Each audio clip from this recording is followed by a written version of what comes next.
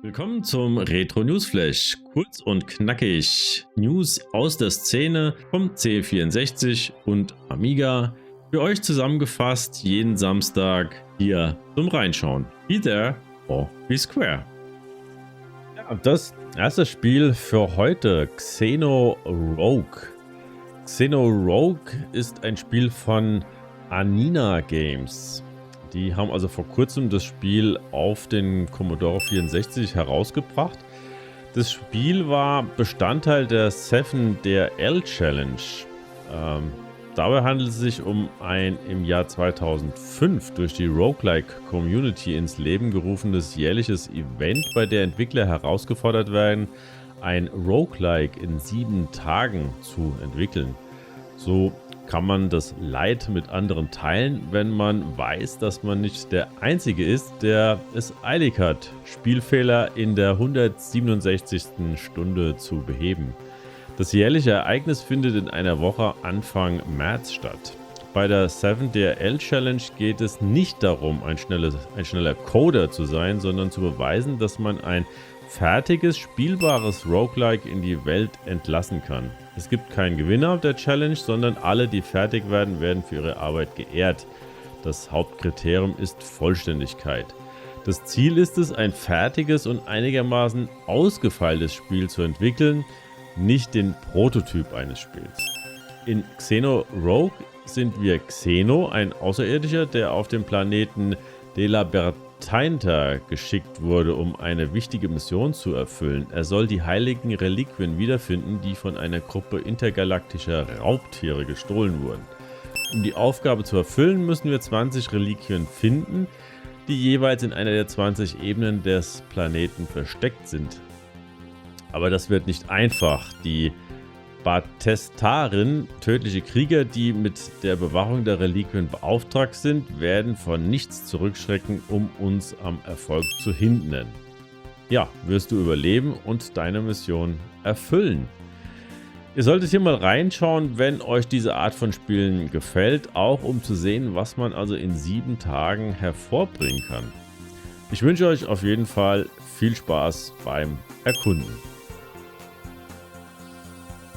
Ja, der nächste Titel ist Ring Around the World. Retream sind sicherlich nicht ganz unbekannt in der Retro-Szene.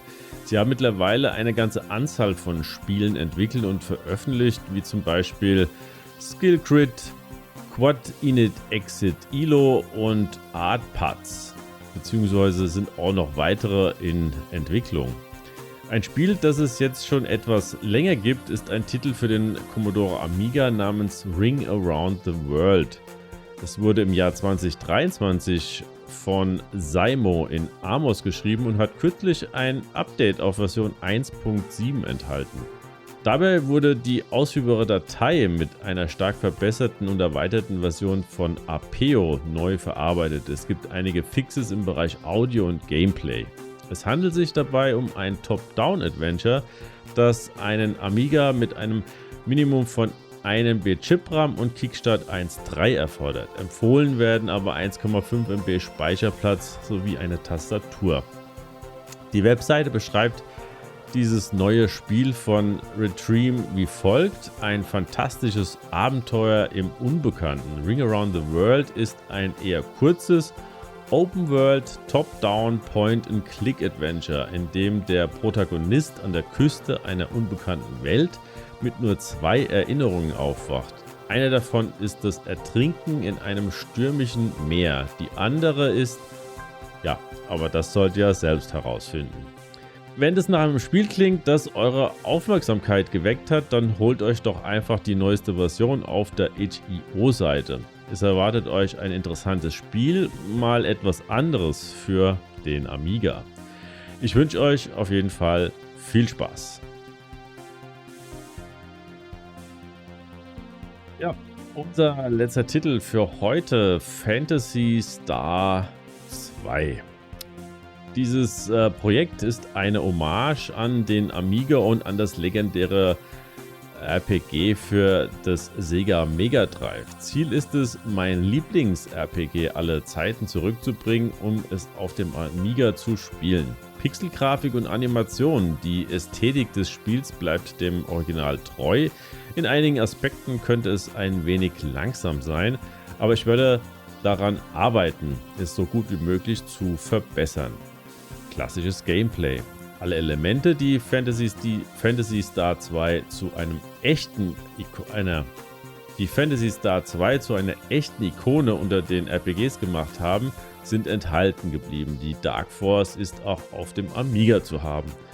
Amiga-Optimierung. Mein Ziel ist es, das komplette Spiel auf dem Amiga 500 zum Laufen zu bringen, aber ich habe gerade erst angefangen, die Entwicklung auf der Scorpion Engine zu lernen. Also möchte ich so weit wie möglich gehen, auch wenn es nur auf dem Amiga 1200 läuft. Verbesserte Edition. Die Portierung ist derzeit in Arbeit und zielt darauf ab, der Originalversion genau zu entsprechen. Ich werde regelmäßig Updates zur Entwicklung veröffentlichen, einschließlich neuer Screenshots, Demos und weiterer Details. Ja, das waren die Worte von Retro Lover, also dem Entwickler des Spiels. Zusammen mit einigen anderen arbeitet er mit der Scorpion Engine an der Portierung des Sega Mega Drive Hits. Das Spiel ist momentan Work in Progress und wird sicherlich noch einige Zeit in Anspruch nehmen. Ja, wer also diese Art von Spielen mag, der sollte das ganze Projekt von Phantasy Star 2 auf jeden Fall auf seine Watchlist setzen. Ich habe es also auch schon gemacht. Wenn sich hier dementsprechend noch was tut und es kurz vor einem Release vielleicht steht, werde ich gegebenenfalls also hier nochmal berichten.